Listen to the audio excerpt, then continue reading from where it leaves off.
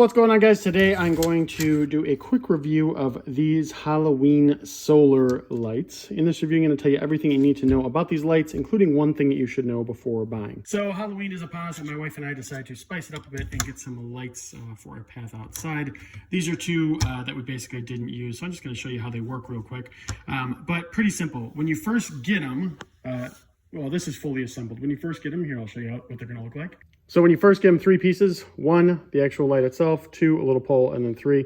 And then you obviously connect these, and this is the part that you put into the ground. This is the top part, and the solar is right there. Now, we've had them out a few weeks, and they have done well on our path. They look good. We actually opted to get 2 packs. There's 8 in each pack.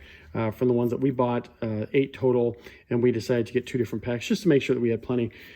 So pretty cool the way that it works, right? You just have the solar. There are no plugs, batteries, anything like that. One thing to note is that right under here, where is it? Right here. This is where you can't see it well because of the lighting. This is where the on-off switch is. Okay, I just turned it off there. Now you can kind of see it on and off.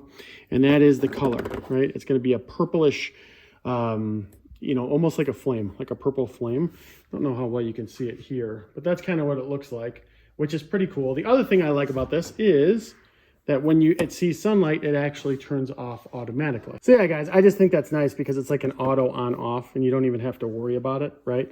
Well, right now it's not getting light. There we go. So once it sees the light, it's going to turn off. But when there's no light, it turns on. So I really like that a lot. It lasts a long time.